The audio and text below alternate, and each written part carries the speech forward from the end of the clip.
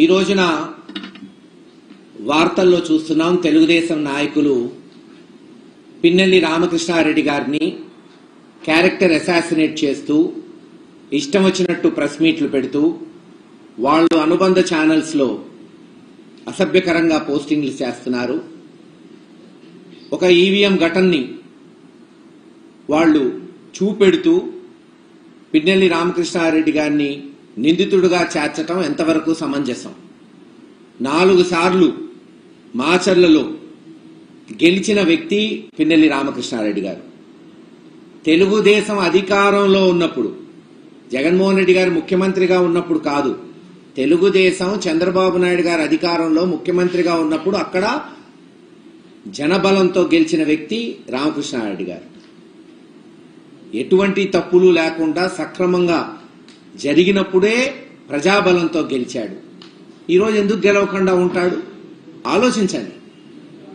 ఈ రోజున ఒక ఈవీఎం వీడియో తీసుకొచ్చి పిన్నెల్లి రామకృష్ణారెడ్డి గారు ఇరగ్గొట్టాడు, ఆయన తప్పు చేశాడు అని ఎత్తు చూపుతున్నారు. సరే, ఆ ఘటన పక్కన పెడదాం.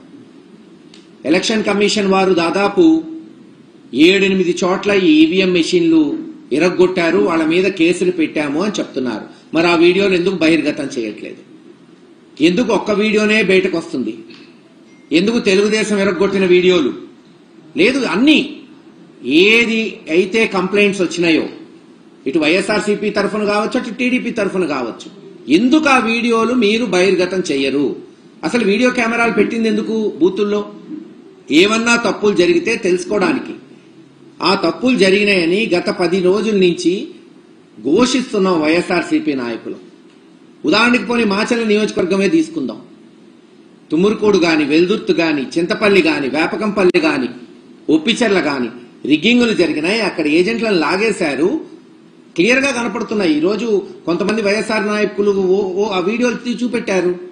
ఇదే పాలవాయి గేట్ లో మా ఏజెంట్లను బయటకు తీసుకొచ్చి కొడుతుంటే వాళ్ళని కన్సోల్ చేసింది రామకృష్ణారెడ్డి గారు. మరి అది లాగుతున్న వీడియోలు ఎందుకు చూపెట్టట్లేదు? అదే పాలవాయి గేట్ లో ఈ ఘటన ఏదైతే ఈవీఎం ఇరగ్గొట్టిన ఘటన కన్నా ముందు ఏం జరిగింది, ముందు 2-3 గంటలు ఏం జరిగిందో ఎందుకు బహిర్గతం చేయట్లేదు? తీయండి, అన్ని వీడియోలు తీయండి. మేము చెప్పిన ఊర్లన్నీ కూడా ఒకసారి రిగ్గింగ్ జరిగిందా జరగలేదా, అందుకే కదా వీడియో కెమెరాలు పెట్టింది. మాకు ప్రూవ్ చేయండి. మేము ఈరోజు కంటెస్టింగ్ క్యాండిడేట్ గా ఒక ప్రధానమైన పార్టీకి ఆ వీడియోలు చూపెట్టి, లేదు ఇదిగో ఫ్రీ అండ్ ఫేర్ పోలింగ్ జరిగిందని మాకు ప్రూవ్ చేయాలి కదా, మాకు జనానికి చెప్పాలి కదా. ఆరోపణలు వచ్చినప్పుడు ఆ బాధ్యత ఎలక్షన్ కమిషన్ మీద ఉంటుంది కదా. అది కానప్పుడు ఇంక ఈ తతంగమంతా ఎందుకు, ఈ కెమెరాలు ఎందుకు, ఈ పోలీసులు ఎందుకు? రాసుకుంటే పోతుంది కదా బ్రహ్మాండంగా జరిగిందని. ఖచ్చితంగా ఎలక్షన్ కమిషన్ వారు ఆ వీడియోలు బహిర్గతం చేయాలి. ఎక్కడైతే మేము ఆరోపణలు చేస్తున్నామో మేము కూడా చెప్తున్నాం, తెలుగుదేశం ఆరోపణలు చేస్తే తీసుకురండి అవి కూడా. ఎనీ పార్టీ, ఎనీ నాయకుడు కంటెస్టింగ్ క్యాండిడేట్ కి అనుమానాలుంటే అనుమానాలు నివృత్తి చేయాల్సిన బాధ్యత ఎలక్షన్ కమిషన్ అధికారుల మీద ఉంటుంది. అది కలెక్టర్ గారు కావచ్చు, డిస్ట్రిక్ట్ కలెక్టర్ గారు ఒక వీడియో విడుదల చేశాడంట. ఒకటే వీడియో ఎందుకు విడుదల చేస్తున్నారు మీరు? మరి మిగతా ఈవీఎంలు ఎరగొట్టిన కేసులు ఉన్నాయి కదా, ఎవరో తెలుగుదేశం వాళ్ళని అరెస్ట్ చేశారు తుమ్మూరుకూడులో అంటున్నారు. మరి ఆ వీడియోలు ఎందుకు తీసుకురావట్లేదు బయటికి? పోనీ ఇతర రిగ్గింగ్ జరిగిందంటున్నారు, అవి కూడా బహిర్గతంగా చేయొచ్చు కదా. ఎలక్షన్ కమిషన్ నియమించిన ఎస్పీలని లేదు అధికారులని మీరే సస్పెండ్ చేశారు, ట్రాన్స్ఫర్ చేశారంటే ఎవరు విఫలమయ్యారు? ఎలక్షన్ కమిషన్ విఫలమైందనుకోవాలా? అందుకనే ఈ వీడియోలు బహిర్గతం చేయట్లేదా? ఎన్ని రోజులు చేయకుండా ఉండగలుగుతారు? ఈ రోజు కాకపోతే రేపు వస్తాయి. ఖచ్చితంగా హైకోర్టులో మేము కేసులు వేస్తాం. వీడియోలు బహిర్గతం చేయటమే కాకుండా రీపోలింగ్ కూడా మా ప్రయత్నాలు మావి ఉంటాయి. ఎలక్షన్ కమిషన్కి ఇప్పుడే మేము పిటిషన్స్ పెట్టాం, అవి వాళ్ళు ముందుకు రావాలి. ఇప్పటికే ఆలస్యం కాలేదు. ఇప్పటికైనా ఆ వీడియోలు చెక్ చేసి ఎక్కడైతే అవసరమైందో అక్కడ రీపోలింగ్ పెట్టించి, ఇంకా కౌంటింగ్ దాదాపు 10 రోజులు ఉంది కాబట్టి మీరు ఏదైతే ఫ్రీ అండ్ ఫేర్ పోలింగ్ జరగాలి, న్యాయబద్ధతగా ప్రభుత్వాలు ఎన్నుకోబడాలనే ఎలక్షన్ కమిషన్ సూచనకి తగునుగుణంగా మీరు కూడా వ్యవహరించండి. మేమేం మా పిటిషన్సే కాదు, తెలుగుదేశం వాళ్ళు లేదు బీజేపీ వాళ్ళు వేరే కాంగ్రెస్ ఎవరిచ్చినా పిటిషన్స్ ఎంక్వైరీ చేయండి ఇమీడియట్ గా. కెమెరాస్ ఉన్నాయి కాబట్టి. అలాగే ఎవరు దాడి చేశారు, ఎందుకు దాడి ఉసుగొల్పారు, క్షేత్రస్థాయికి పోవాలి కదా.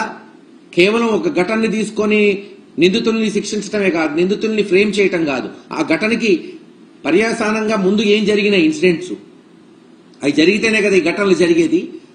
మాకొచ్చిన సమాచారం ప్రకారం పాలవాయి గేట్లో మా ఏజెంట్లని లాగేసి కొట్టి రిగ్గింగ్ చేసుకున్నారు. అందుకని అక్కడ రామకృష్ణారెడ్డి గారు పోయి ప్రతిఘటించాడు.